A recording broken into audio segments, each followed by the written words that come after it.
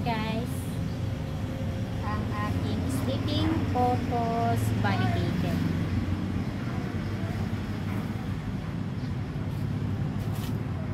Ayan o, parang hindi nabawasan yung aking sleeping photos na variegated. Ayan.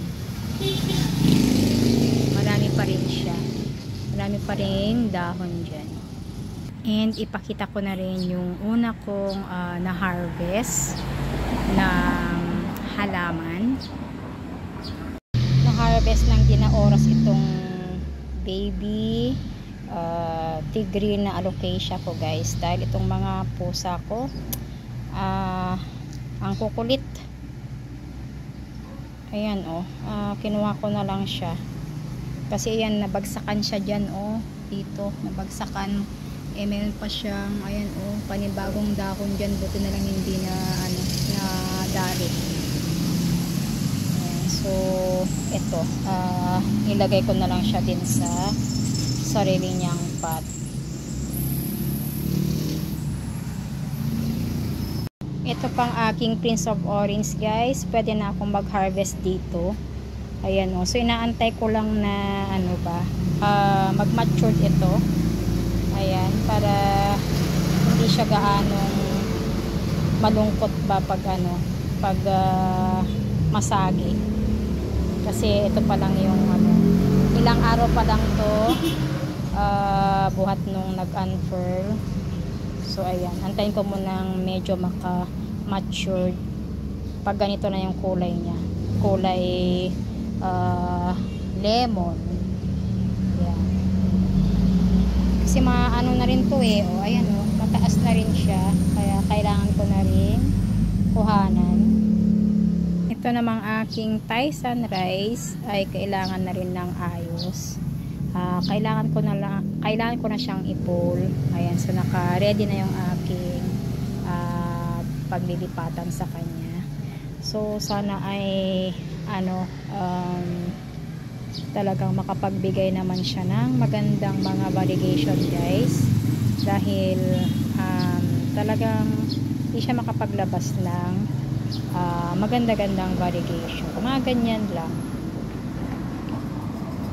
Yan, mga ganyan lang. Meron lang siyang isang noon, yung medyo maganda rin na maganda rin ang variegation, kaya lang walang nanilaw na yon, kaya tinanggal ko na. So mga ganyan lang yung mga binibigay niya sa akin. And yung iba ay talagang totally lemon na lang siya. Ayan. So ilalagay ko na siya sa bowl.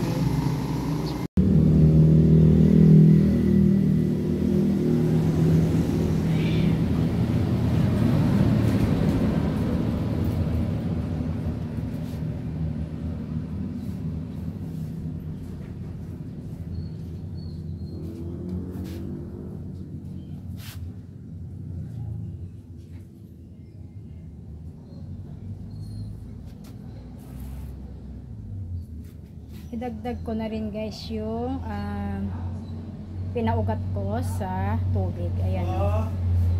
Malaki na rin yung kanyang ugat.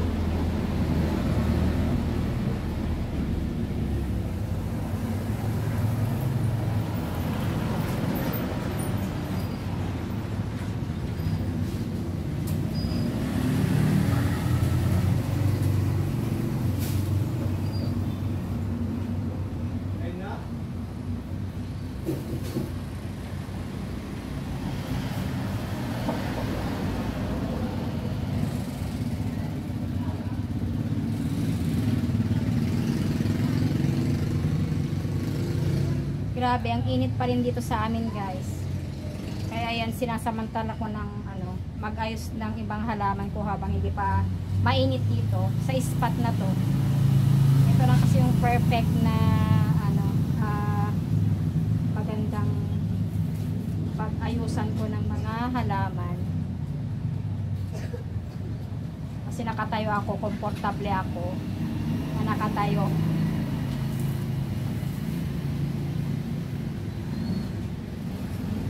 Para di mangalay ang likod.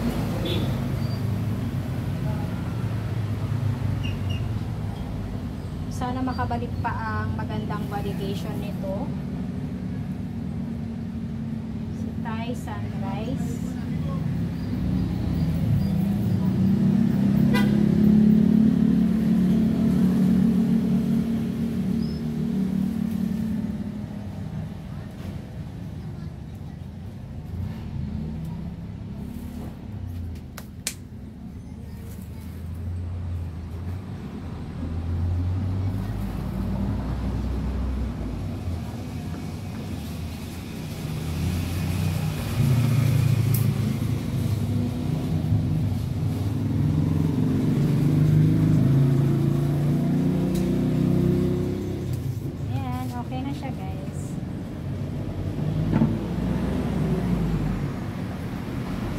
Ito ring aking Domino Peace Lily.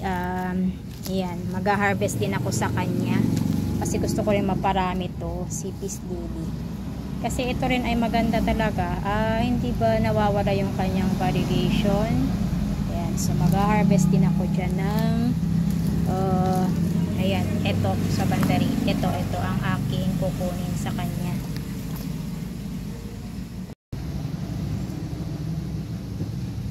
Eto na guys, nakakuha na ako. Ayan. So, ito na yung aking pagtatamnan sa kanya na pot. Etong aking yucca variegated ay kailangan ko na rin siya ilagay sa kanyang pot guys. Ayan. So, ito yung aking paglalagyan sa kanya. Ayan. Kasi, ayan, medyo malaki naman to. Kasi sabi ng seller ko, tinanong ko din naman sa kanya kung pwede na siyang i-direct sa mas malaking pot. So, sabi naman niya na mas okay para mas madaling makalaki itong si yucca na variegated. So, sa wakas ay talagang nakabili naman ako ng ganito. Kasi diba dati ang mahal nitong variegated yucca. So, ito 100 pesos ang bili ko kay Ate Amor. Ayan. So, ang daming ayusin dito sa aking munting hardin. Ito pa na talagang, ayan o, nasira na. So, ayan, ayusin ko rin yan. Ito pa, itong aking Brazil na, ayan, lumayas na siya dito sa ano.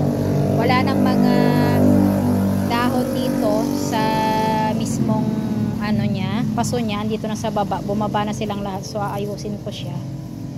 So, ayan. Pero, tignan ko kung ilan yung maayos ko na mga halaman. Next time na naman yung iba. Ito na guys. Naayos ko na itong aking Brazil. Ayan. So, namili na lang ako ng mga malalaki ang kanyang ugat. So, yan yung nilagay ko dyan. Marami naman itong aking itong aking Brazil. Meron pa yung itong nakapole. Ayan, andyan. So, meron pa akong isang aayusin. Ito din na ayusin ko din yan. Inaantay ko lang yung isang kabatch ko na humihingi ng mga halaman niya. So, ito yung isa kong ibibigay sa kanya. Ganito, Brazil.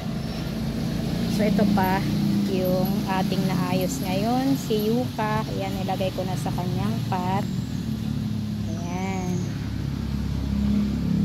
Maganda siya dyan sa white pot niya. So, yan na lang muna yung aking mga naayos for now. So, sa susunod na naman yung iba kapag may leisure time na naman tayo dahil may mga iba pang gagawin. Ayan. So, unti-unti lang maayos din naman ang ating mga halaman